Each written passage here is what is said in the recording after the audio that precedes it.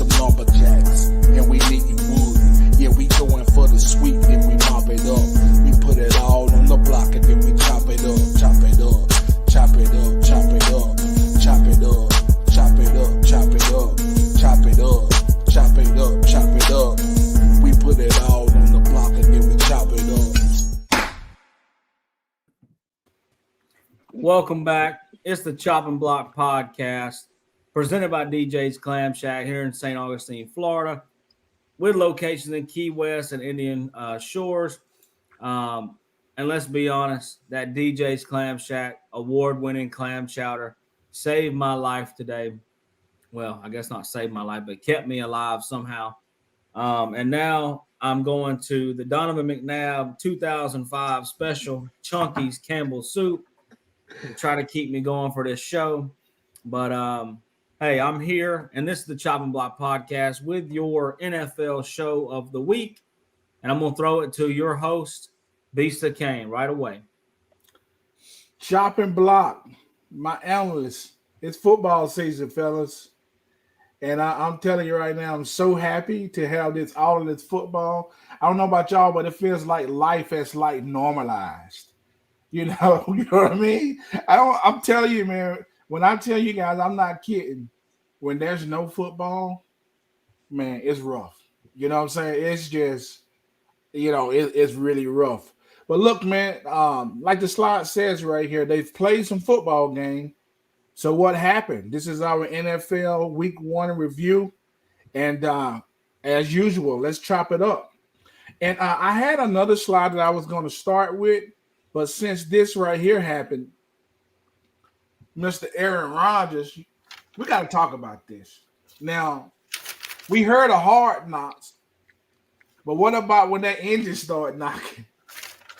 The man goes down with an Achilles. I think that's what they said, an Achilles. And this man is he 40 years old yet or not? I can't remember. 39. 39, so he's real close. So I have a question for you guys. The Jets are knocking hard. They ain't the hard knocks right now. They knocking hard. What should the Jets do at quarterback to get a great car back on the road? Because if you saw the game, everything on that car is shining and nice and durable. But they lost the engine. What do you say, Dalton?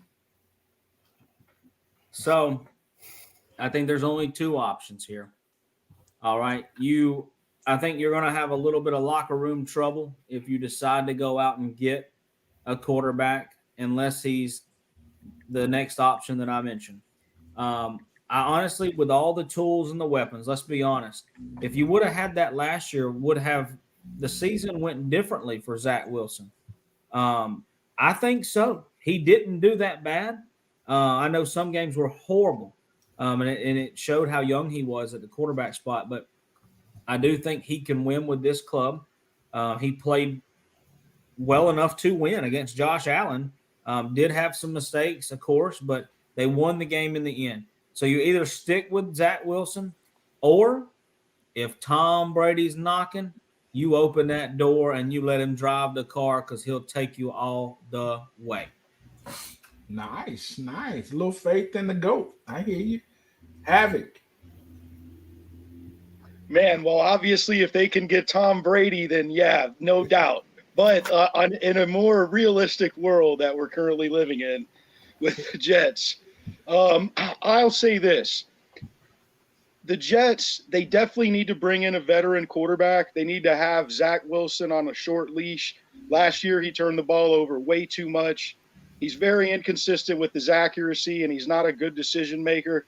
So if they have any chance of making it to the playoffs, maybe he got better in year 3. So, yes, start with Zach Wilson because he's the most familiar with that playbook. But I say they've got to bring in a veteran for insurance, maybe a Carson Wentz or a Cam Newton, and then have Zach Wilson on a short leash, because that team's good, guys. We saw Breece Hall, the running back. They've got a great running game. And Dalvin Cook was slow to start, but I expect Dalvin Cook to get better as the season goes along. Remember, guys, he just signed a couple weeks ago, didn't have much of an offseason. So once they get Dalvin Cook going, they're going to have a strong running game.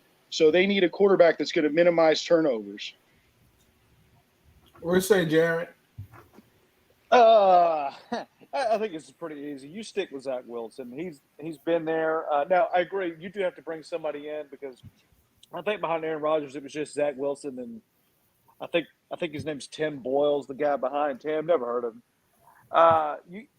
You bring in one more guy just to round out your room right there. But Aaron Rodgers didn't die. He's going to be around. He's going to be able to help Zach Wilson. And let's be honest, Zach Wilson just beat the Bills. I mean, call it what you want. He just beat the Bills. Zach Wilson, we don't know what he could be this year, but he's got so many weapons around him. And I agree with Havoc. The run game is going to be absolutely phenomenal by the end of the season, and the defense is full of dogs. I think he's going to be okay. All he has to do is not go lose them a football game. That's all he has to do. Don't lose the game. Aaron Rodgers will be there with him. He'll be helping him on the sidelines, talking to him. It looks like Garrett Wilson has literally picked up a big leadership role on that offense. So he'll be, your star receiver being your biggest fan, that can't hurt. So you stick with Zach Wilson, bring in somebody else to round out the quarterback room, and they'll be fine. And the coach.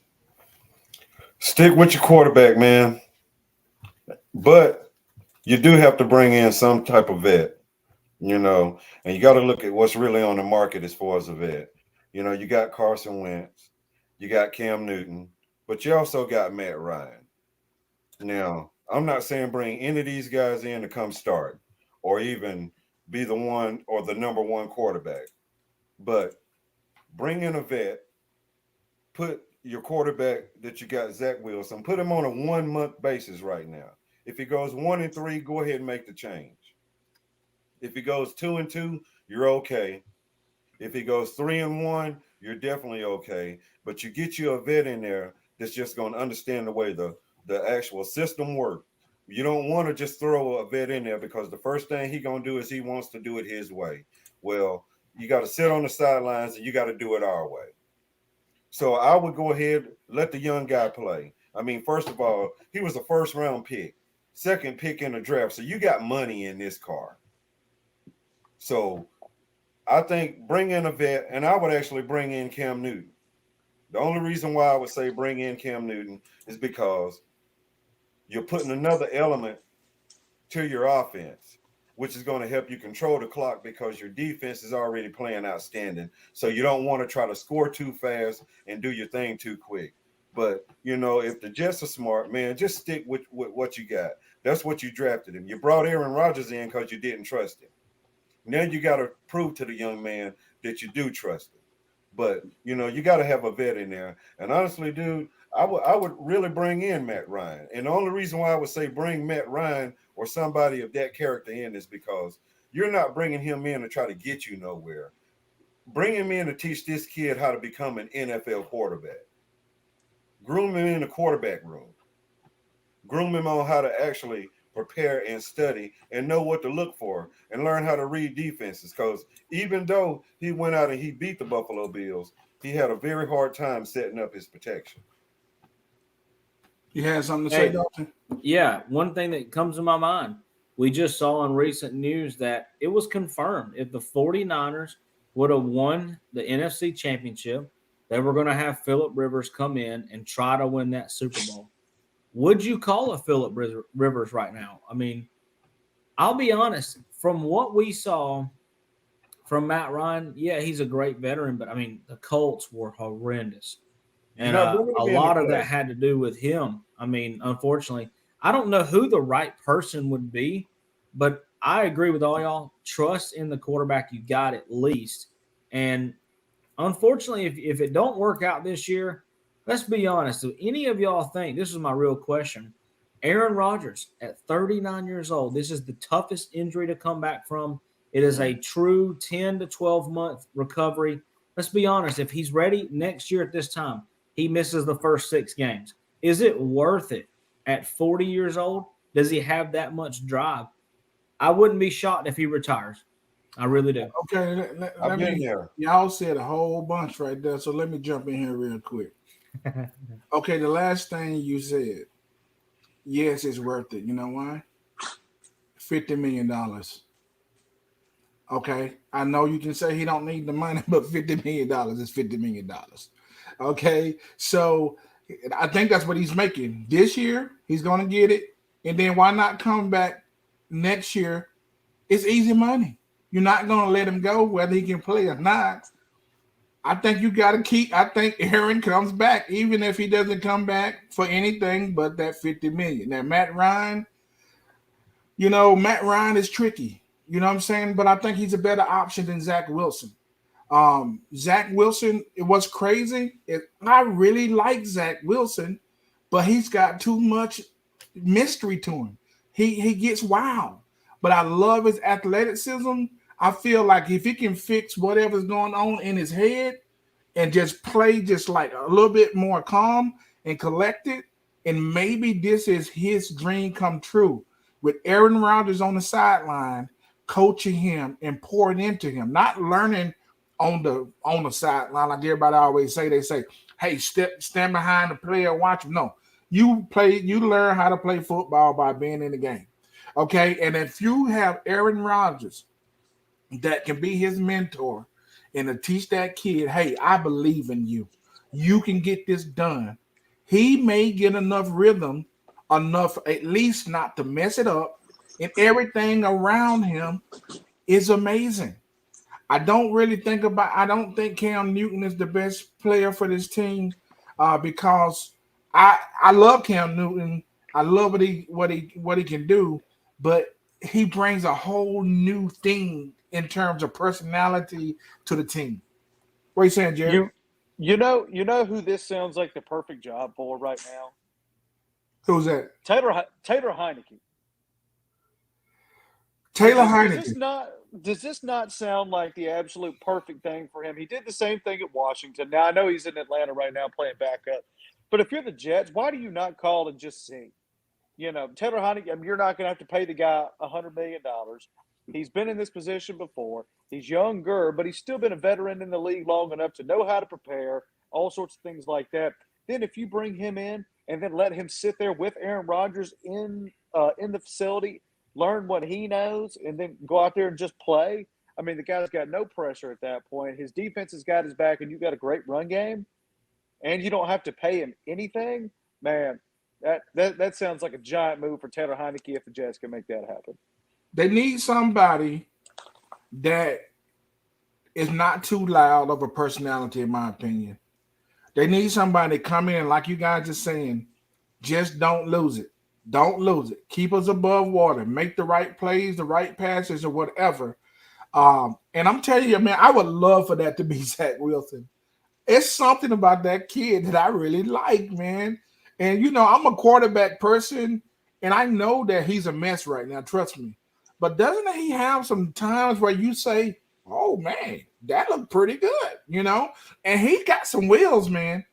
It's just he's missing something. He's a little bit off. Does anybody have anything else on this slide before we move on? Let him play. Let him play. Let him play. Okay, guys. The next question I have for you guys is we've all heard about the early bird special. And I just want to know which first-year starter quarterback gave their team an early bird special. I'm going to go from the bottom up. What do you say, Coach? Well, considering the fact that there's only 3 wings in this meal, I'm going to go with C.J. Stroud. And the reason why I'm going to go with him is because he did the one, even though Richardson, he accounted for 2 touchdowns and an interception. Okay, Bryce Young, he had a touchdown, 2 interceptions. But C.J. Stroud, even though he had no touchdowns, he had no turnovers. He played a tougher defense in the Baltimore Ravens. He also passed for, 242 yards, 28 or 44. You allow your rookie to put it up that many times, then you trust him. So, to me, protecting the ball is the most important thing that you can do as a quarterback when you're coming in the NFL as a rookie. And he didn't turn the ball over with 5 sacks. Because like I said, he's played a better defense when he played against the Ravens compared to, you know, Bryce Young and the Falcons. You know, the Jags, they ain't no slouch, but, you know, Richardson, he kept him in the ball game, you know, 21 points. But, dude, I think C.J. Stroud is the one that did the most for me week one as a rookie coming in for that team, just because he protected the football, which is something that you have to do as an NFL quarterback. Jared. This was probably the toughest question for me. I'm just going to say, I'm going to ride with Bryce Young. I just have so much faith in that guy. Now, I know the first game of the year doesn't really give you anything to chew on for him. Those 2 picks kind of really just put the nail in the coffin for him. But, man, does he not look like the most relaxed quarterback in the league already? He did the same thing at Alabama. I mean, the guy looks like he never gets concerned about anything. I have a lot of faith in him. And now, you know, they don't really have a lot of weapons for him to choose from. And the run game's really not anything to speak of. So if they can get him some help, if they can just let him settle in and play, and you know, hot take here, I think the Falcons defense is legit. I think they're pretty damn good. So I think it's Bryce Young. I think Anthony Richardson gives the Colts a lot to chew on, and the guy's athletic as crap. C.J. Stroud, I thought, had a good day, like Coach said. Man, there's just something about Bryce Young for me that I really think he'll be the guy for them go in the future. The first game wasn't well, and I think I saw the stat over the last 10 years, first-year quarterbacks have only won 4 times in week 1. So I'm not gonna pump the brakes on him yet. But Bryce Young, I think Bryce Young is definitely the future in Carolina. Nice. Havoc. Now, on this side, I noticed it did say first-year starter. So that means they don't have to be a rookie. So where I'm going with this is the guy who impressed me the most was Jordan Love of the Green Bay Packers. He threw 3 touchdowns against the Bears, and he did not turn the ball over. I thought he did a really good job of managing the offense, especially dealing with the pressure of replacing Aaron Rodgers, which we all know, of course, it's not easy. And he played great football. Hopefully he can keep it up, but I got to go with Jordan Love. Nice. I like a man that pay attention to details. That's exactly right. Did not have to be a rookie. You're right. And that's exactly the reason that I phrased that question like that, Havoc. Good job. What do you say, Dalton? Yeah, shout out to you, Havoc. That was what I was thinking as well. And I hate to say this, but I was even thinking of like Brock Purdy, because I don't even count the first year. You know, it's like you can kind of even bring him into this. But to keep it short and simple, I'm going to go with a guy that the reason I'm going to go with him is because of honestly how bad he's been bashed in the preseason from Florida fans, from SEC fans, from NFL fans. Let's be honest, Anthony Richardson, he kept them in that football game. And I'll never forget, I was watching that game in the 3rd quarter, and I was like, man, I'm going to be able to talk about this on the show because it's going to be an impressive win for the Colts and a really, really disappointing loss for the Jaguars to open the year. And I go to the bathroom, I come back, and Jacksonville's up, I think it was 4 at the time. And I'm like, wow, what did I miss? And I missed Calvin Ridley and Trevor Lawrence. That's what I missed. And ETN was unreal. But Anthony Richardson, I think with all the haters and every bit of just, you know, I mean, people have been going at him all year long. He showed up and showed out, and I'm proud for Indianapolis. This is a big deal for them. And they were behind their quarterback. You saw that when he came out the tunnel. And I think Indianapolis believes in him, and I think that's why they let him run the football so many times, which was absolutely dangerous. And he got hurt in the end, but I don't think it's anything serious. I'm interested to see what – I'll be honest, I'll probably watch every Colts game until he starts to either be great or terrible, because I'm very interested in him. But guys, you guys continue to impress me week after week. I love y'all takes. I'm really impressed because you agree with me. Okay, listen. Jordan Love. Wow. Okay? He comes after arguably one of the best quarterbacks in the history of the game. And you can easily argue that, right? Now, is he to me, he's underachieved because I think he should have more championships. I do, but he is AR. He is discount double check. The man is a bad man, like Stephen A. said, which I never quote Stephen A. because I digress.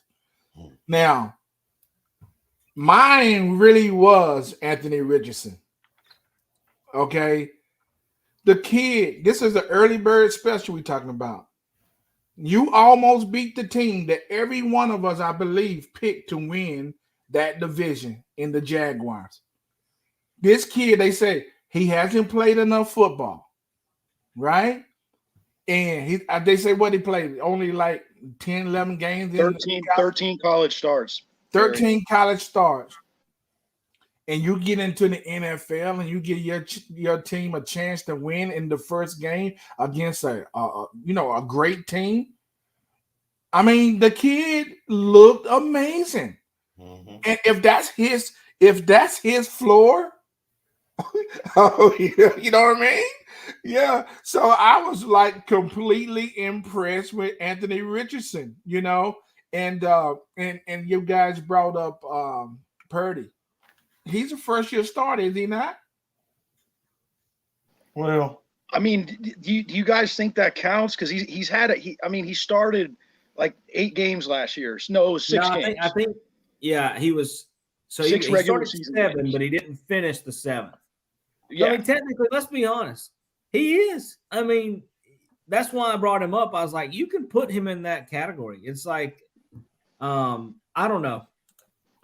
I'm going to go ahead and slide right into it. Okay. We're talking about it. Let's go ahead and talk. You sure are pretty. Who is this little rascal? All right. This guy here,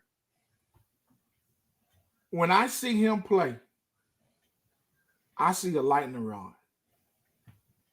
I see somebody who absolutely is playing the game how we want all of the players to play the game. With enthusiasm, and I'm going to give you my best. I might not be the most talented person in the league, but I'm going to go out here and make the most of the opportunity that I have. And from what I see, that is what he's doing. Look at his footwork. The dude, I see him rolling left.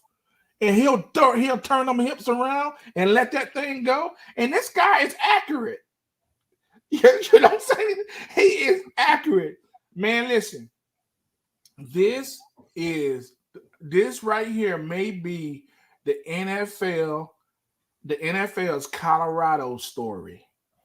Okay? If this guy right here keeps on doing what he's doing, and he takes San Francisco to the promised land, oh my God, we have witnessed something amazing.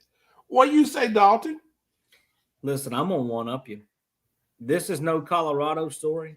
This seems to me like the next Tom Brady or Kurt Warner story. I mean, this seems like something.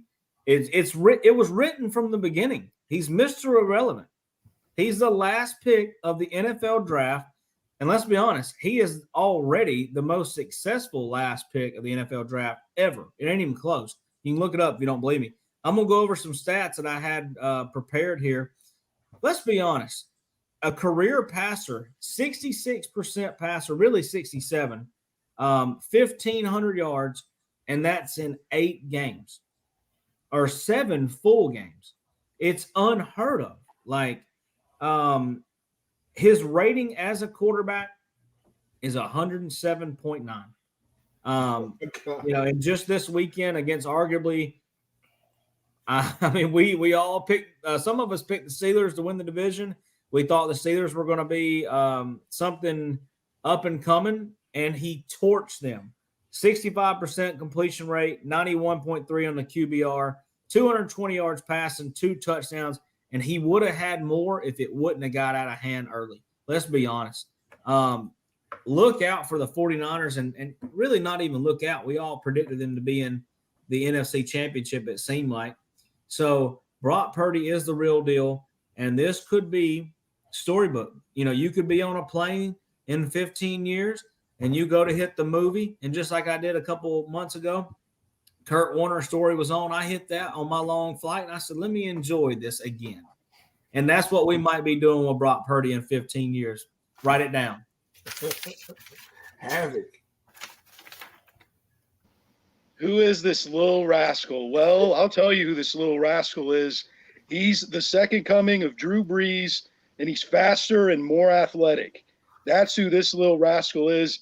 I agree with both of you guys so far. I mean, this kid's amazing. I mean, there's no other way to describe it. I mean, let's think about this, guys. And I want to raise this question. If Trey Lance played like this, what would we be saying about Trey Lance? How much would we be talking about him as a first-round pick if Trey Lance did all this? Huge. It'll be on the front page on the everywhere if he was. You know what I mean? And Yeah, dude. yeah, it really, I do think that I think the jury is really still out on him because people want to see more and they don't want to feel like they jumping on the train too soon. But so far, so good. What do you say, Coach? Well, honestly, dude, to me, that little rascal is Joe Stevie Purdy. That means that we're talking about a franchise who's been dying to have that guy since Joe Montana and Steve Young. Wow. They've been dying for that guy. Jeff Garcia, you were nice, but you wasn't that guy. You didn't feel San Francisco the way Joe Montana and Steve Young did. What they brought to that franchise, they've been dying for it. I mean, totally dying for it. And Brock Purdy put himself in the right position to be with the right franchise who treasure a Super Bowl winning quarterback. So, to me, that little rascal is Joe Stevie Purdy. Joe Stevie Purdy. Hey, man. A great movie. Oh, man, I even got a hat on. The Black Panther. Didn't realize that was not planned at all, guys. But check this out right here, man. You talking about Purdy and how great he is. Hey, listen. That's a line in the movie that says, "Is this your king? Is this your king, Joe Wakanda? 82 yards in a whole game in which you took almost every snap. And the reason that you didn't take all the rest of the snaps is because it was so out of hand. They want to preserve you." Hey, Coach, did Joe run out of vibranium? He didn't run out. But I tell you right now, he better get on a hunt for the heart-shaped bird. Because he going to need it. And not only do he need it, when he find the patch of heart-shaped herbs, he need to make sure Joe Mixon and Jamar Chase is there sucking them down with him. Because 13 carries, 56 yards, you didn't do nothing to help it out. So it ain't like Joe had 82 yards because you had 182 rushing. It was terrible all the way around. And Chase, you had 5 receptions for 39 yards, which means you couldn't beat anybody. Everything was underneath. And then after you guys get through soaking up some of the heart-shaped herbs, you need to take that entire defense and they need to go suck down as many as they can because they can't stop the rush for nobody. I mean, Chubb had 18 carries for 106 yards, and Watson had 5 carries for 45 yards. So y'all couldn't stop a nosebleed.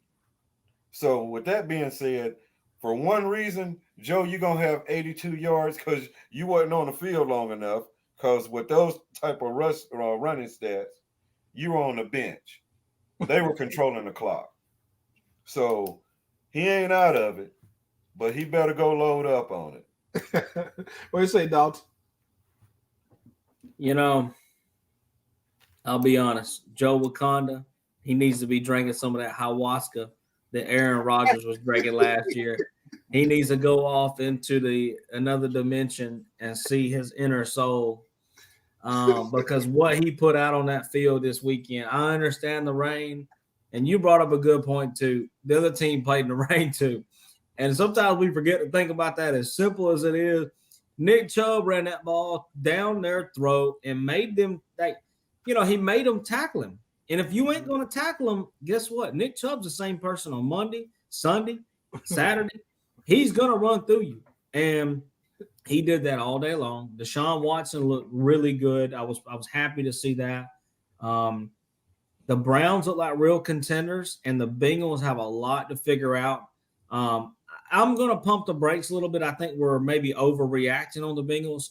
It's the first game. It was a horrible showing, but you still have smoking Joe Burrow, Joe Wakanda, but he's got to get some ayahuasca for sure. He needs a reset, and Aaron Rodgers can definitely help him out now that he's on the sideline. So, maybe that's what he needs. Havoc. Well, Steve said something very valuable, which is pump the brakes. It is week 1, and Joe Burrow and the Bengals have been slow starters since he's been there. I don't remember a single season where they came out and just dominated in September.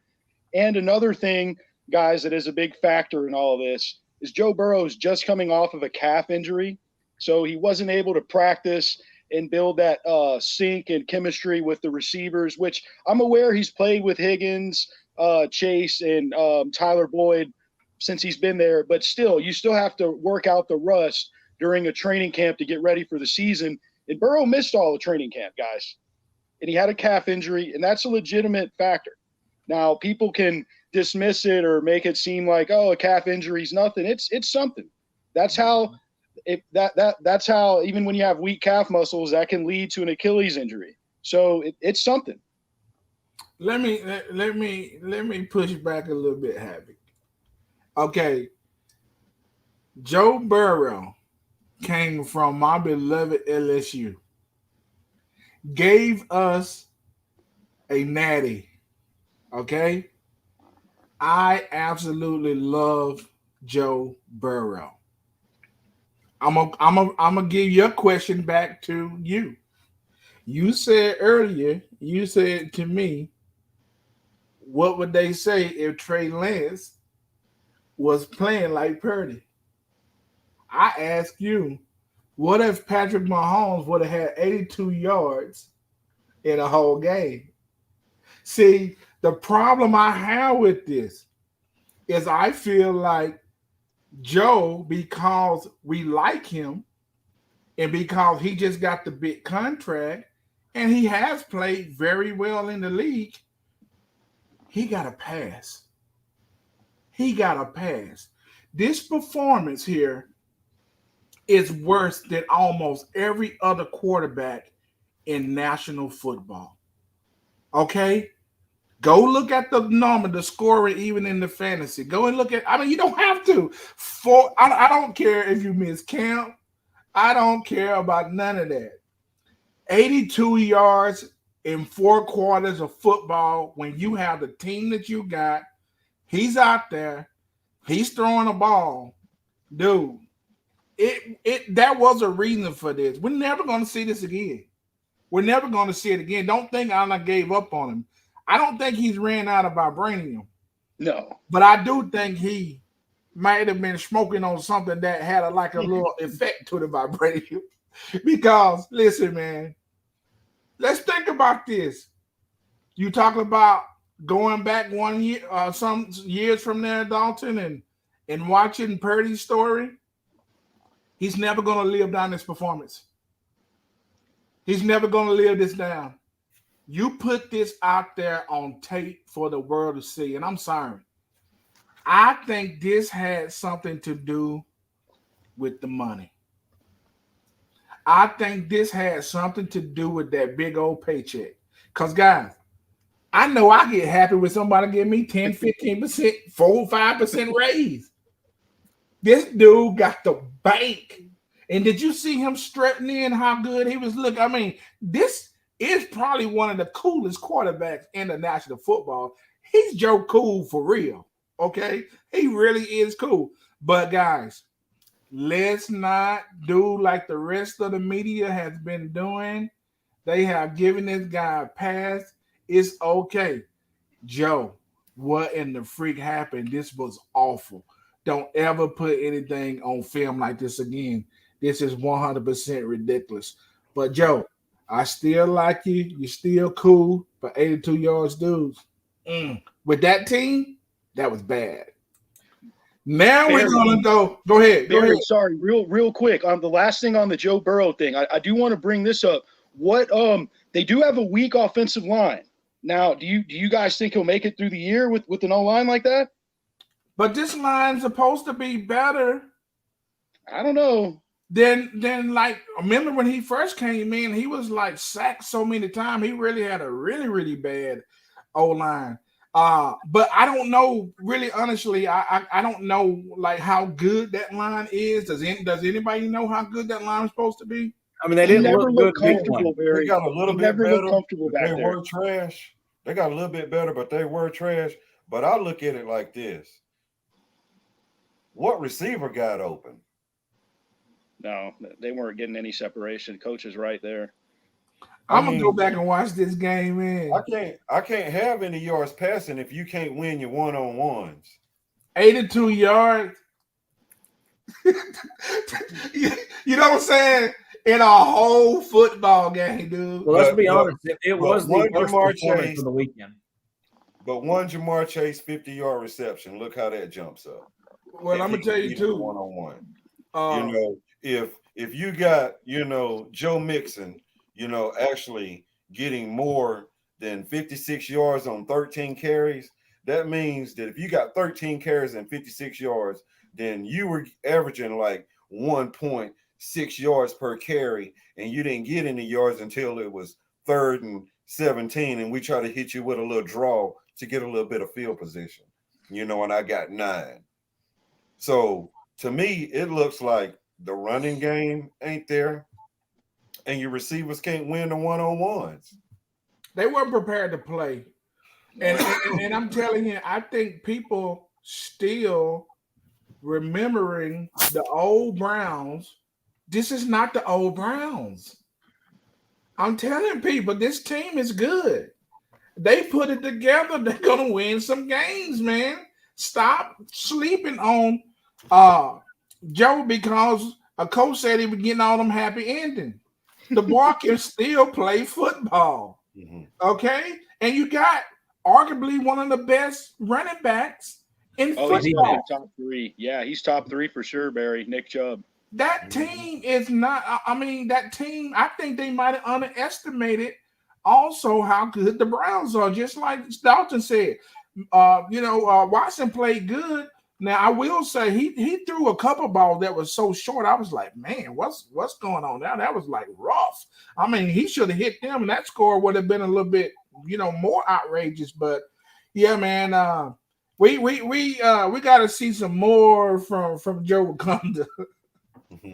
But listen, we're gonna get to Havoc Boys. I'm gonna have to open up with Havoc on this one right here, man, because I know for a fact when this game came on, Thoroughbred Havoc called the popos and say the steel curtains are missing. What's going on? What's wrong in Pittsburgh? Havoc, talk to me. Barry, I think they need a new offensive coordinator. It's not working out with Matt Canada and Kenny Pickett. Whatever that offensive coordinator's doing there, it's not working. And Kenny Pickett's only in his 2nd year, so I'm not ready to close the book on him. But it just doesn't seem like the offensive coordinator knows what he's doing. He's got Najee Harris. He's got Kenny Pickett, a good tight end, that Friedmuth. I'm pretty sure I butchered his name, but I know that's close. They got a good tight end. And then a couple good receivers. It's the offensive coordinator. We all know Mike Tomlin can coach. I think the offensive coordinator is the problem in Pittsburgh, and the same as last year. The offense lacks creativity, and they just don't know. He doesn't understand how to use the weapons around Kenny Pickett. Hey, to tie in the last segment with this segment, did you see the quote that Joe Burrow said? Joe Burrow said, now get this. Joe Burrow said, somebody asked Joe, Do they think they're going to be able to keep the receivers and all the good players if because he's got paid? Joe Burrow said, I think we'll be able to because we really need them. And if I don't have Higgins and Chase, I'm basically Pickett. He said that. I was like, that is like cold-blooded, dude. Is it not? That is. Dude. I did notice when they took away the fake slide that quarterbacks can't do, Kenny Pickett's production went way down. He used to do that fake slide at Pittsburgh, and you're not allowed to do that in the NFL.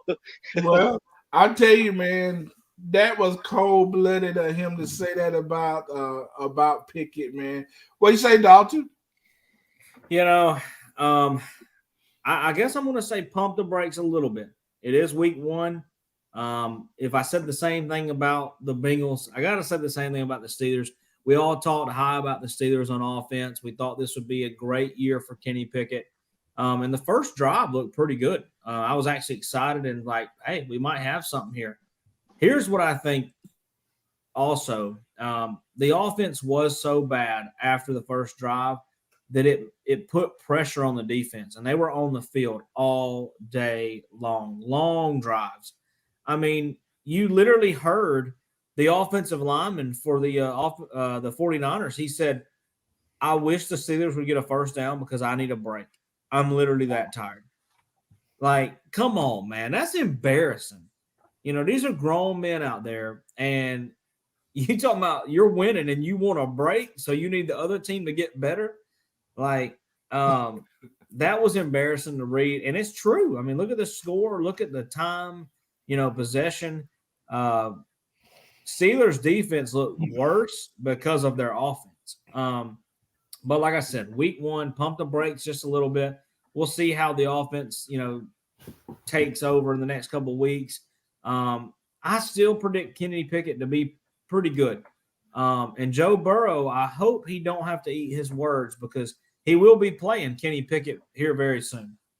That's going to be a game because everybody's going to bring up that quote. That's going to be some fireworks right there. I know it would be for me. I would take it personally. Maybe that's what Pickett need to get going. What you say, Coach?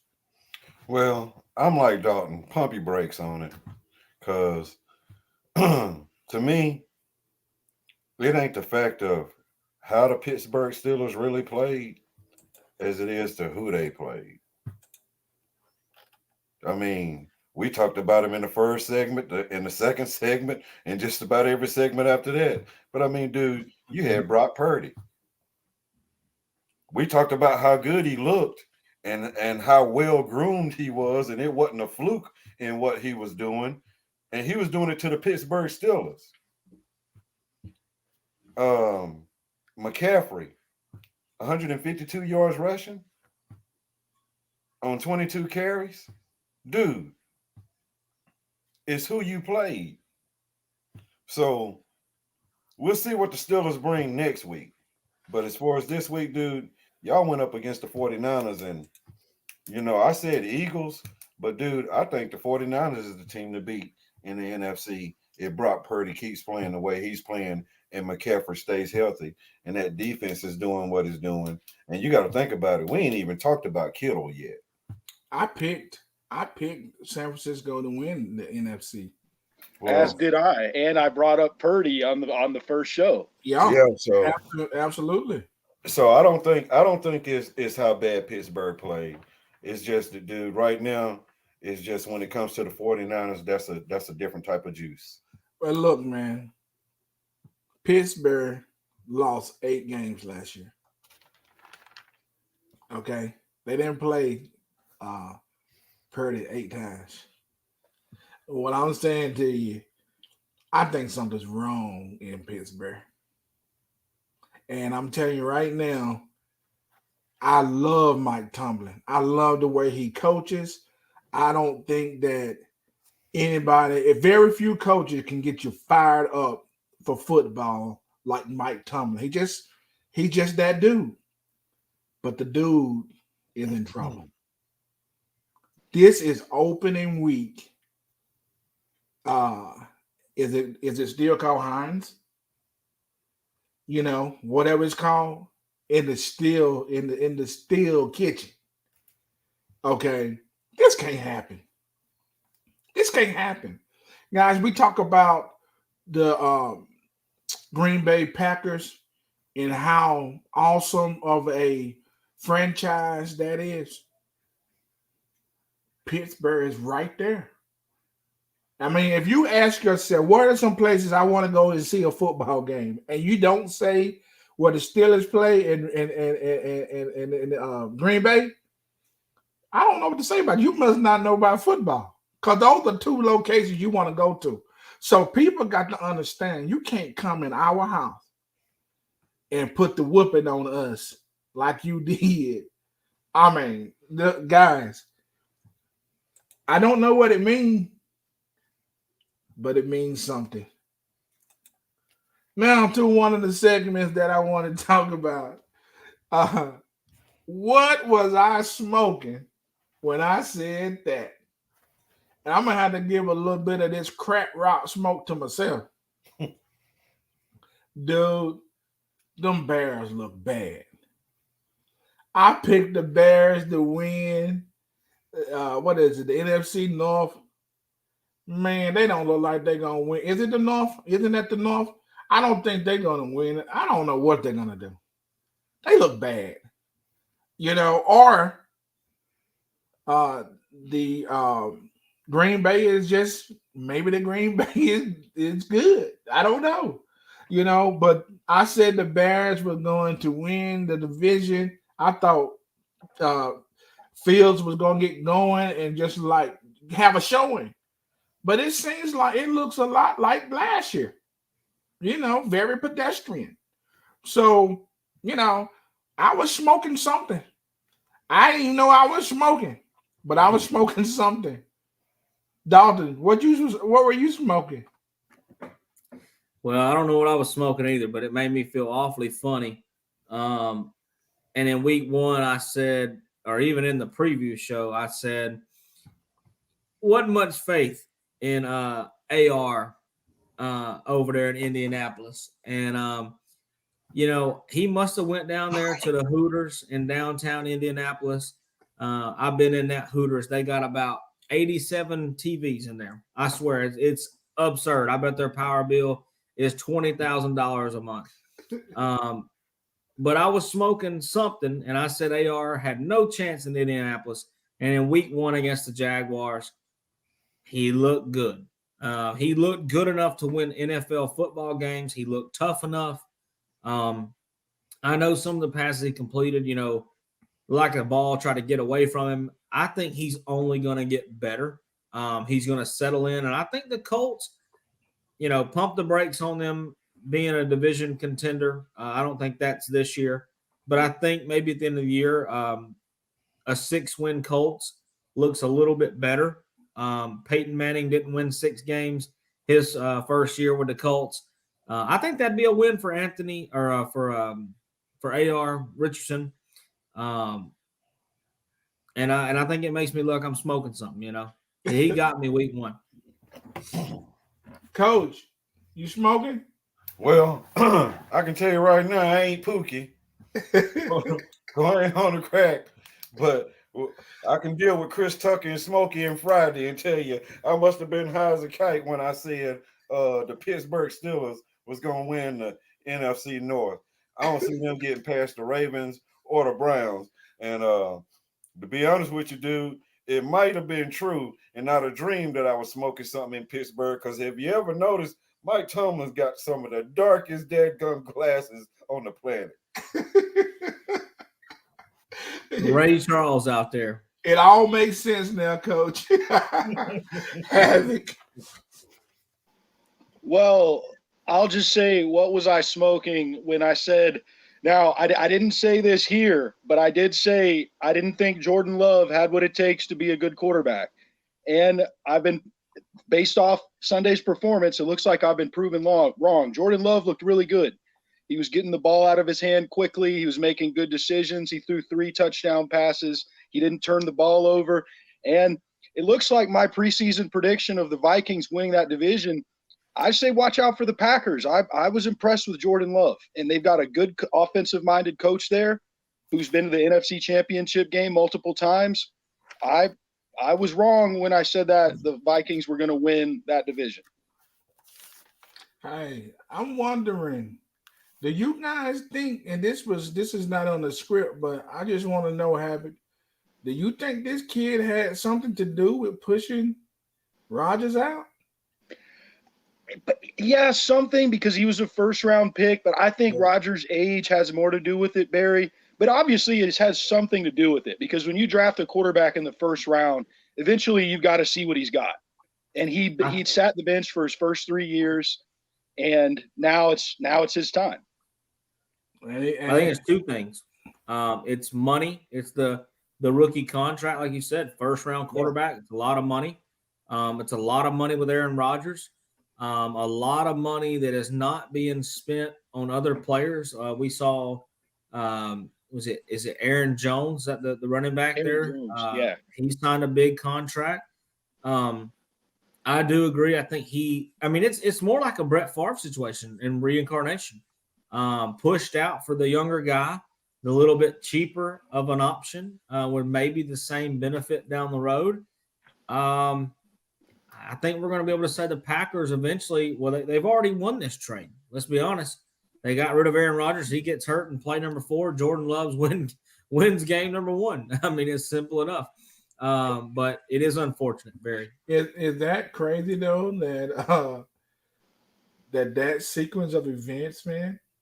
You know, when you think about Green Bay, Jordan Love, the Jets, and Rodgers, and cause you won't, I know a lot of people wanted Jordan Love to fail, but he didn't.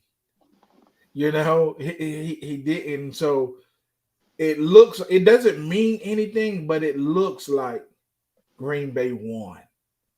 That's what it kind of gives the impression that we got rid of Aaron. He made have not even gotten hurt if he was in Green Bay. Nobody knows that. But here's one thing I will say before we move on to the next slide is I do believe that Aaron Rodgers was way too expensive, and also they really came to grips with how well or how bad Aaron Rodgers have been doing in the playoffs.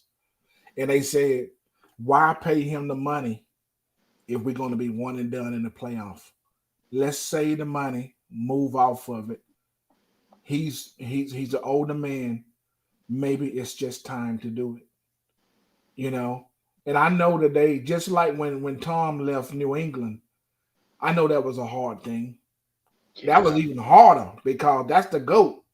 And that guy is winning championship after championship after championship. Yeah, there you go. And and Tom leaves, that was bad. And New England hasn't looked like nothing since Tom been gone. That team is slow, Barry. Bad. It's one of the slowest NFL rosters I saw on Sunday. Hey, I have to believe. I know nobody wants to believe it, and I said this the last show. I gotta believe that Bill Belichick is on the hot seat. Mm-hmm. I don't know if you guys can see this slide really good. This is basically just the scores of the games. I tried to blow it up to where I can get all of the games on here at one time. And as you can see, I did this before, I guess, the Monday night game because the Jets score and the Bills score is not on there. And that was a really good game if you really think about it. But of all of the games here, did one game? What was your favorite game of week 1? What do you say, Coach? My favorite game of week 1, yeah, was the Jets and the Bills. Just because of how deep both teams had to dig to really come out with that win. Because the Jets could have easily called it quits, and we don't have a chance at this, and we lost our general. But instead of doing that, they came after Allen's ass and never gave up on it. And as far as the Bills go, they knew on defense that we had a guy in here who was shaking like a leaf. He wasn't expecting to be in this position in the game. I mean, you got to think about it. Fourth play of a ball game, and then you got to come in and play. You might as well have been the starter, and you're not the starter. So, that's super duper pressure to try to win a ball game. And, and so knowing that the one thing that can decide any ball game, no matter how good both teams are playing or how bad both teams are playing or what the weather is like, is who's going to make a play on special teams and what won the ball game. So to me, that was, an exciting game. Well, I ain't going to say really exciting as far as, the way everything kind of like played out, but I love Aaron Rodgers. And I've always said to myself that what was humble was when you come in and it doesn't matter if he won 1 Super Bowl or 11 Super Bowls, but he was expected to go high in the NFL draft. And he waited and he waited and he waited. And when his name finally got called, I'm going to go back up Brett Favre. I mean, come on, man. At least let me go to a team where they could say my rookie year, I got a chance to beat this guy out, or we know this guy's on his, last little turn in the NFL. But y'all actually drafted me on a team and I'm behind Brett Favre. And then when my number is called, I do things just as good as Brett Favre. I'm a first-round ballot Hall of Famer. But I go down in 4 plays, and then this guy has to come in that they paid a whole lot of money to. I mean, this is just like a crazy scenario. You pay a guy a lot of money to come in to get hurt with a guy that you're paying a lot of money to, that you drafted there, to say, dang, I actually got to go play a ball game now. So to me, man, I just feel that game, it was just a little bit more exciting to me just because of what was really on the line and knowing that both teams got certain directions they need to go, and how highly favored the Bills were to even win their division. So, I look at the Bills Jets as a Monday night matchup that everybody wanted to see. Let's say Havoc. Barry, I got to go with the Chargers and Dolphins game. To me, this was the best game I saw, and it showed me 2 things. It showed me that the Dolphins coach is a lot better than the Chargers coach. And I've been hard on this guy, but that's for a reason. He's got Justin Herbert, and he doesn't utilize him to his full capacity.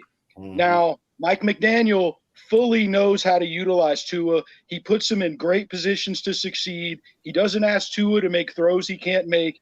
And guys, Tyreek Hill, I mean, he's teaching a valuable lesson. A game-changing receiver can do wonders. And I don't mean like a Keenan Allen or a Mike Williams on the Chargers, who are good receivers, but I don't see them as true number ones. I mean a true number one that can take over a game, and Tyreek Hill did that. He had 11 receptions for over 200 yards and caught 2 touchdowns, and he was unguardable, guys. They had no answer. Mm-hmm. And that shows me Brandon Staley, who's a defensive coach, the Chargers coach. I mean, what is he doing? Your specialty is defense. You were a defensive coordinator for the Rams when they made it to the Super Bowl against New England, and you don't know how to adjust to coverage. You don't know what a double team is. I get that they have Waddle on the other side. But guys, and Coach can answer this too, at what point do you start double teaming a wide receiver? I mean, Tyreek Hill just completely took over the game. Hey, I'm going to stay right there for a second. I totally agree. That Dolphins game, it was amazing. And it was amazing because of what he just said. Tyreek Hill is phenomenal. And people going to give Tua all the credit. It's not Tua. It's Tyreek. I'm telling you. And I hope this does not happen. I hope Tyreek doesn't go down. Because if Tyreek goes down, you're going to see the truth. Now, people are going to say, well, what about when Mahomes had Tyreek? And then he didn't have him. Well, he won a Super Bowl. Okay, that's history. That's in the books, right? But Tua, if he stays upright, he is what we want Zach Wilson to be in New York. We just want you to be serviceable. We just want you to hit your targets. We don't want you to win every game. We don't want you. Protect yourself and protect the ball. And this is what the theme has been. We're starting to see that you can win football games when your quarterback is not the best player on the field. Okay? Just like Purdy. We love Purdy, but come on. He's got a legendary coach. He got a great defense. He got everything going on there. That does not take away that he is playing good. He's playing excellent. I love him. I'm going to watch the 49ers. But back to the Dolphins game. Come on, man. That thing looked like a freaking video game out there. But you watch that game, you know. So for me, that game, and I told y'all, now I know it's just the Carolina Panthers, but the Falcons play with some fire, man.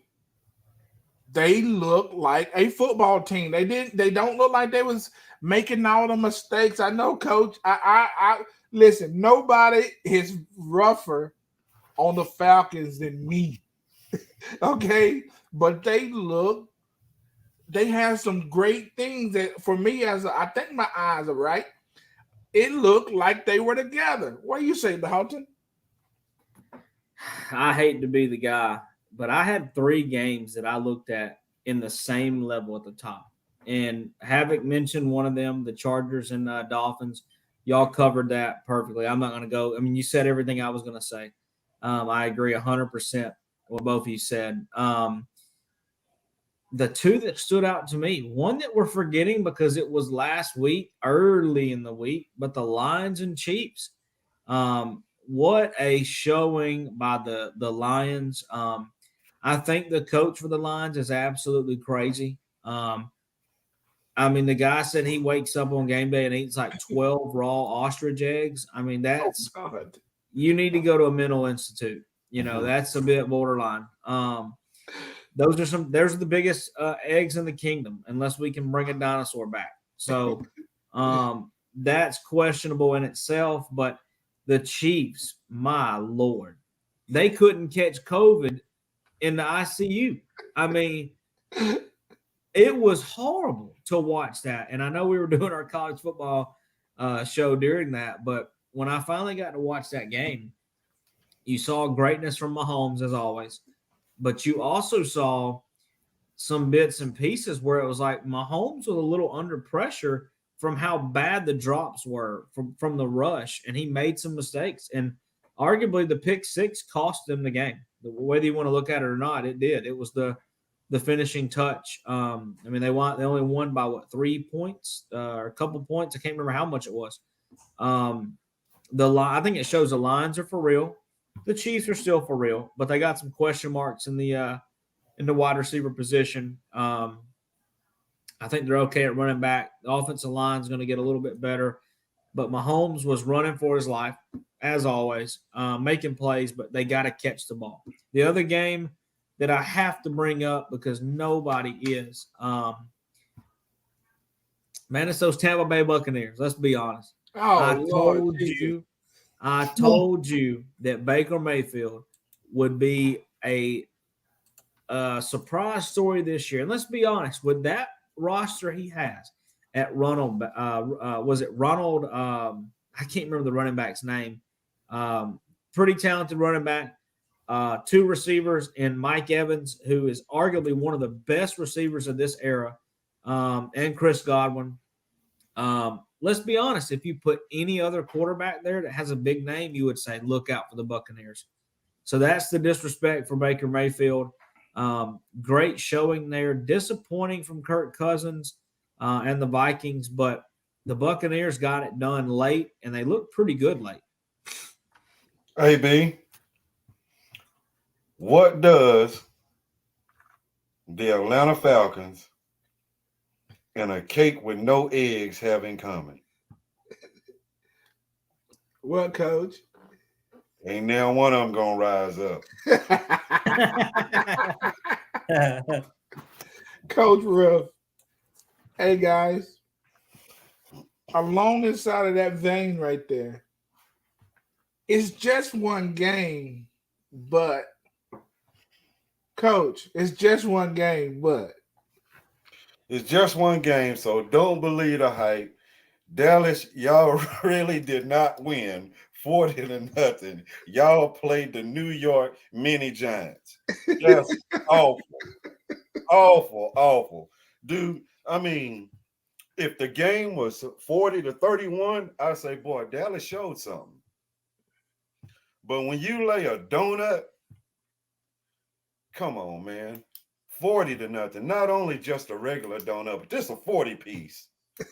ooh, I mean, man, to me, it's just one game. You know, don't fall for it. Who Dallas got next?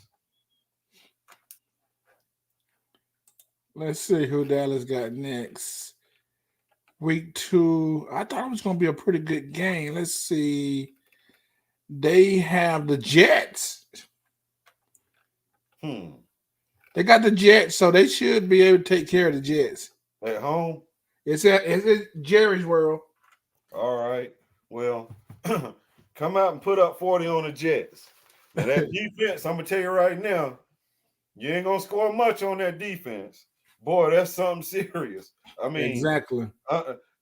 If I was the Giants quarterback, I think after about 8-9 of them licks he took, I've been calling audibles and we've been running through the 2-hole for the rest of the night. Because, dude, they punished that young man. I mean, they punished him. That goes back to what I was telling you, Barry, about how many licks does it take to get to the center of a Tootsie Roll. Look at that Dallas game and see what that defense did to that poor little quarterback. I'm telling you, man, they beat him like a drum. So it's only one game. Dallas, don't jump out the water too early. But them Giants, they trash. And when I say trash, man, they the juice in the bottom of the dumpster. Oh, boy, that's that rough stuff. Havoc. It's just one game, but It's just one game, but can we talk about Calvin Ridley of the Jacksonville Jaguars and how much of a difference he's going to make this year? Calvin Ridley, guys, 8 catches, 101 yards and a touchdown, and he was only targeted twice in the second half. This is going to make a huge difference. It's just one game, but can we start talking about Calvin Ridley of the Jaguars? hey, I'm starting to think that Havoc is a little sweet on Jacksonville. Sounds like it. Okay, he got on that Cowboy jersey, man, but to me, I'm just saying, I think he might have on a Jacksonville Jaguar jersey by the end of this year. What do you say, Dalton? So I'll give Havoc a little bit of credit. Havoc, are you from Jacksonville your whole life? I can't remember your whole story. Well, off and on. I mean, my mom's Dominican, so I too. Yeah, I knew you were Havoc's fluent in Spanish. Sometimes I don't understand his Spanish because it's a little, Dominican Spanish is a little out there. Like I can't understand every word he says when he's speaking backstage, But I enjoy listening to him. When you live in the Jacksonville area, there's something that ties you to that green and black and gold. I mean, I don't know if it's like anywhere. Like for instance, I was kind of disappointed this weekend when I turned on the TV, right? The only 2 games I could watch at 1:00 were the Tampa Bay Buccaneers or the Jacksonville Jaguars. And I'm like, damn, I couldn't watch the Bengals Brown. I had my phone up, so I was watching 3 games at one time, and I was disappointed in that. But it almost draws you into the Jaguars and makes you a fan. And then last year was a little magical. This year's been fun to watch. So I give you some credit there. You almost have to be a Jacksonville Jaguar fan when you live in this area. Everybody we know, it seems like, has season tickets and goes every weekend. But it's just one game. But let's be frank. The New Orleans Saints, I know they won, but they are not it. And it doesn't seem it to me. I would be shocked if they won the division and beat the Falcons. The Falcons did look much better on defense. We'll see if Desmond Ridder can win a football game. But let's be honest. We mentioned earlier in the show, if Ridder can't win, put Heineke in because he can. And he's proven to win with anybody he's had. This man won with the Washington Redskins. I'm not calling the Commanders. I refuse. But your mama calling the Redskins, you're going to call them the Redskins, period. So that's how I look at that. But one game, pump the brakes a little bit. But if the New Orleans Saints don't get it together, I think they're going to be in trouble. A second or third place finish in the division. And maybe the Panthers sneak into the second place underneath the Falcons. Barry, I think your prediction, it might have been wild sounding at the beginning. Sounds like the Falcons got a little weight behind them. All right. We definitely gonna see. And listen, hey, they chewed my heart up and spit it out for a whole bunch of years. Enough years to make me get off of them. And I'm telling you, I have called them buzzards for a long time. You understand me? And I am not somebody who listen, it's not even that I believe in Ridder. It's just something happened. I don't know. You guys ever have anything to where it's just a feeling? You know what I mean? It's just all it is a feeling. So don't make me out to be an expert yet, because I know if I ride too high, you guys gonna chop me all the way down. So hey, listen, it's just a feeling. But the first game, it actually means something. To me, it's just one game, but the Denver Broncos. Okay. This is really interesting, guys. Russ, for a big portion of that game, looked like the Russ of old. But if one game ever mattered, it mattered in Denver with Sean and Russ last Sunday. You got to win that game because everything is riding. You got a coach and a quarterback that both have won a Super Bowl. You know what I mean? And now you coming there roughly the same time and you lay an egg at home in the opener. It's just one game, but that's the sort of thing that can get the wrong momentum moving. So I'm kind of, and then when you consider the relationship and all of the media and how they say that Sean talks to Russ. Now, I did hear that Russ, I don't know if y'all heard it, said that, Sean Payton likes to motivate in that way. And he's hard on quarterbacks, Barry. Yeah. And Russ said that he gives it right back to him, but he knows that ultimately it's about winning. So it doesn't seem to be like something really nasty, ugly, abrasive between them two. But you drop this next game, and I don't know who they playing next, but you drop that next game, man. Let's see who they're playing next. Broncos. Oh, Lord. No, that can't be right. So should they let Russ cook, Barry? You know what, man? I was trying to find. Oh, okay. The next game. Oh, they should be fine. It's against the Commanders. If they lose to the Commanders, they'll win that one. Russ is fired. Now, no, I don't think you let Russ cook right now. I think you let Sean Payton cook. Let Sean do what Sean does, because Sean is going to try to protect Russ. He's going to try to protect Russ and make Russ successful, because he knows that's the only way that he's going to be successful. So I don't buy all of this, this media spin. They trying to make it look really bad, because we all know it's only one thing that's going to cure it all, and that's winning. Yeah. Winning is the only thing that's going to cure it. So, but it's just one game. But that Denver game It's got a little stink on it. The last slide, guys, is we're gonna just do a quick run through. What I want you guys to do is just now you have the freedom to change whatever you say on your pick'ems, right? You get to pick whatever you want to pick, okay? So I'm not gonna hold this against you because sometimes you get new information, and new information makes you make different decisions, right? Now, I hope this is not too.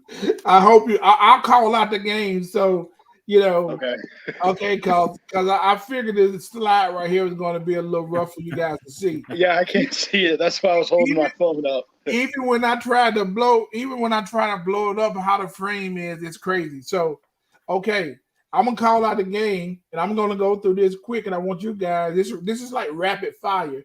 I'm gonna go from top to bottom. You guys gonna just call out the team that you think is gonna win. Okay, Vikings, Eagles, Eagles, Seahawks, Lions. Lions. Okay, I'm saying Seahawks. And I'm gonna say Eagles at the top. Bears, Buccaneers. Bears. Bucks. I can't stand Mayfield. Bears. You know I don't what, like them either, man? Coach. You know what? I picked the Bears to win the division, but I'm off of them right now. I'm going Bucks. Packers, Falcons. Packers. Falcons gonna win that game. I don't know. Guys, this is not in Green Bay. This is at Mercedes-Benz. Yeah, but y'all still got Ritter, Barry. And them the Falcons. All right. You can't hide Ritter forever. Eventually, he's going to have to play. I'm going Falcons to beat Packers to humble Jordan Love and Mercedes-Benz. Okay, Chargers, Titans. Chargers rebound. Chargers. Yeah, I'm gonna go Chargers too. But that is kind of feel like a trap game. Yeah, definitely. You know what I mean? Giants, Cardinals. Cards. Giants. I'm gonna go Giants. I'm not sold on the Cardinals. Like I said, I blasted their owner, so I'm not gonna change up in week 2. I'm going Giants. I'm going Giants. I'm going Giants too because I don't think they're terrible with Murray. I don't even know who the other quarterback is right now. Joshua Dobbs is the starter right now. Okay, so yeah, I'll take Danny Dimes over him. Commanders, Broncos. Let me hear it. Broncos. I'm going Broncos. Okay, I'm gonna go Broncos too because if they lose that game right there, all Haiti is gonna break loose. Saints, Panthers. I'm gonna go Saints. Panthers. I'm going Saints. Who said Panthers? Me? I said I'm going Saints. You said Panthers? Me too. Saints. Saints, yeah. What do you say, Coach? Panthers. Ooh, we. I don't know. I got the Panthers too. Rough. They look kind of They're rough. at home. to me. They're at home. Yeah, that's true. But they got a rookie quarterback too, so does it really matter? Ravens, Bengals. This is the toughest one. Right now, I'm going to go Bengals. I think we see a rebound, and then we'll be able to really say pump the brakes. I'm going to go with the Ravens right now. The Bengals don't play well in September. Bengals always start slow. Yeah. I'm going Ravens. I think the Ravens come in and try to hit them while they're down. I don't know. I'm just going to go Ravens. This is going to be interesting right here, y'all. Colts and Texans. Battle of the rookies. I'm going Texans. Yeah. I think CJ Gotta go Colts, guys. Gotta go Colts. I'm going Colts. I'm going with AR to win his first game. AR going to take it personal against that other rookie, and the boy going to come with the noise. If he can stay healthy, that whole game, he gonna smoke him. That's what I'm saying. Guys, Chiefs, Jags. Is Kelsey playing? Chiefs. I'm not sure, really, honestly, because I heard that they said that he was better, but nobody has really said. I don't know if it's been announced whether he's going to play or not. But I don't even know. I'm going to say that the Jags win it. Yeah, straight up. This The only game reason I is in say Chiefs Jacksonville, is correct? because if Chris Kelsey's Jones not resigned. playing, I'm going Jags. What happened, Havoc? Chris Jones re-signed with the Chiefs, the defensive tackle. That's the reason I'm picking the Chiefs, because he'll be That's back cool. Sunday. True, I that didn't know is that is huge. Hey, Uh, here's what I'm gonna say about the Pump game. your brakes. Jaguars are at home, first game of the year. You know they're going to be screaming Duval. They love saying that. I hear it every morning on the daggone radio show. I'm going to pick the Jags in a shocker. But what I mean by shocker, I think they win by 10 or more. Wow. Hey, listen, that's one thing that I didn't say. I don't think I said it. It's one game, but the Chiefs are worrying me a little bit, guys. I don't know what it is. We're going to see, but it's hard to stay at the top. It just is. We're going to see if that first game really meant anything. Raiders, Bills. This is tough too. Yeah, I'm going to go Bills. I want to pick the Raiders, but it's Bills. I'm going with the Bills. Safe pick for me, the Bills. And contrary to popular opinion, Josh can play. He's got to clean up some things, but I like Josh Allen. I like how he plays football. He got that Matt Ryan thing that things will be going good, and then he'll go berserk on you.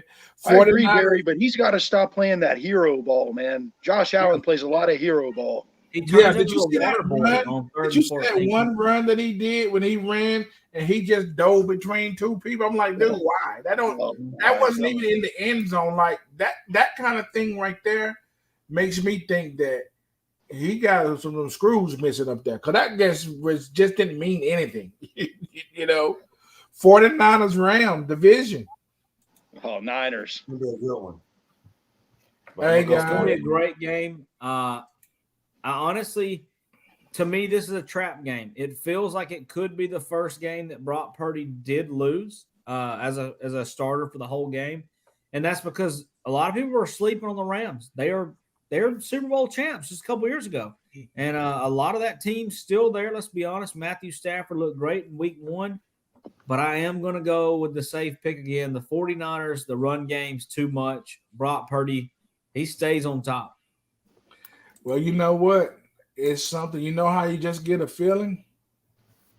Even though I love Purdy, and I don't know, but last week, them Rams, and I'm not a Stafford fan, but hey, I'm just going to say I have the right to change my mind.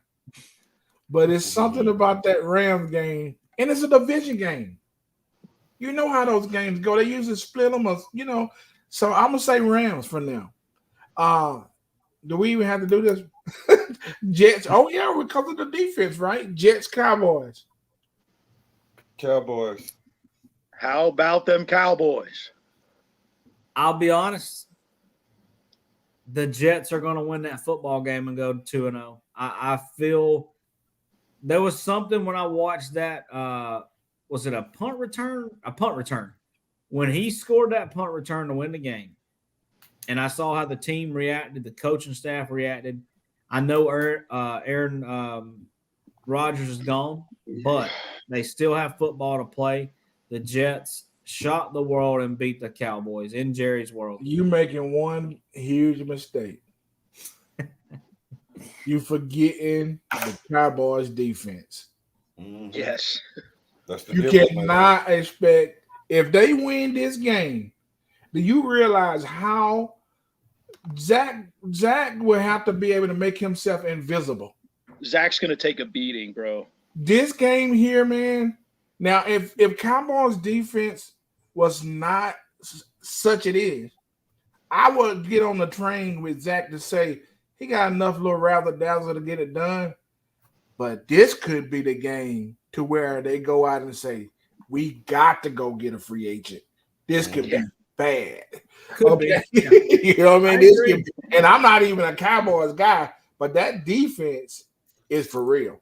Mm-hmm. Dolphins, Patriots. Dolphins. You know what, man? I'm going to my Patriots. I didn't pick them in Week 1 against the Eagles. I know it's the Dolphins. I know they're talented. But let's be honest. The Patriots were right there with the Super Bowl runner-up arguably could have won that game. They have a lot of work to do. We're being straight up. But I got to go with my Patriots. Maybe if I root for them, instead of rooting against them, they'll win one.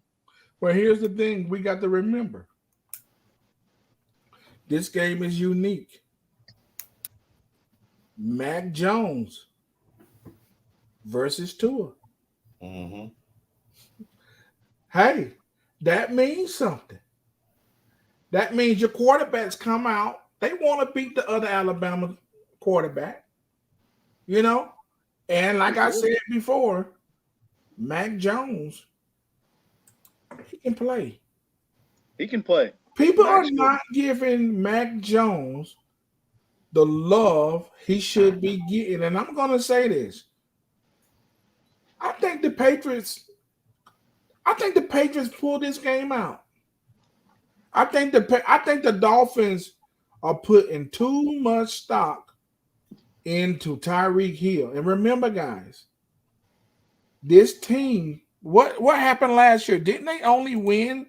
I know Tua went down, but didn't they only win they won 9 games last year? That means they lost 8.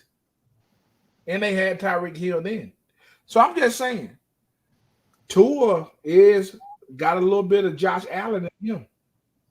Remember, Tua will also turn the ball over. So I think Patriots win this game and Tua has a few turnovers. And the last one, fellas, before I pass it back to Dalton, Browns versus Steelers. I got the Browns. What? Got the Browns. Browns big. Hold on. Havoc. I got the Surely, Browns. surely I you don't like what that offensive coordinator's doing in Pittsburgh, Barry. I got the Browns. But they're gonna turn over 2 games at home in a row. We'll see. I mean, sometimes the offensive coordinator can hold a good team back. All of us know that. I'm gonna pick the Browns too. I got the Browns. Because I'm gonna tell you, I still believe that Watson is a player. And I know Nick Chubb is just gonna show up and do Nick Chubb. And Pickett, what is he? Who is he? What is he gonna do? Nobody knows. So I think this is a division game too, right? Yeah. So this is going to be another interesting game to look forward to. But guys, that's it for me. I'm looking for another dynamic week of football. I'm just pumped right now, man, to see week 2. I know we got another show coming up tomorrow, but I'll let Dalton tell you all about that.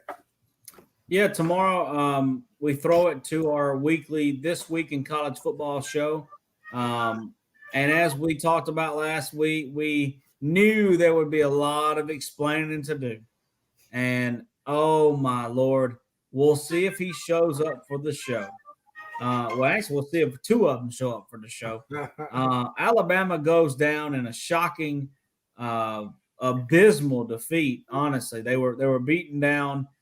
Quinn Ewers looked unbelievable. And I can't wait to talk about that tomorrow. But great show tonight. NFL show is always fun to do. And week 2 is going to be very interesting in a lot of different regions. But bringing it back down to a serious note, I would like, everybody in the Chopping Block family, the podcast family, everybody watching, give a little prayer for my mom. She's going to be battling cancer here. So far it sounds like we got a good prognosis, and we think that everything's going to work out for the best. But we know she's going to fight hard. She beat the hell out of me a couple times growing up, so I think she's going to fight this just as hard. But, just say a little prayer for my mom. We really appreciate it here at the Chopping Block Podcast.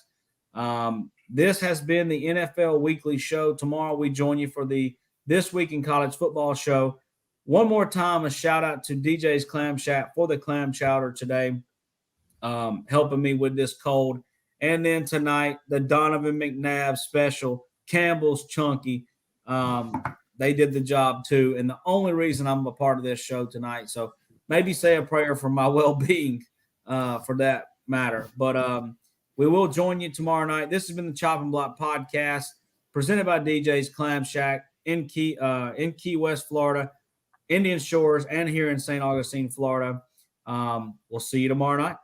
Yeah, we about to do it. Watch us get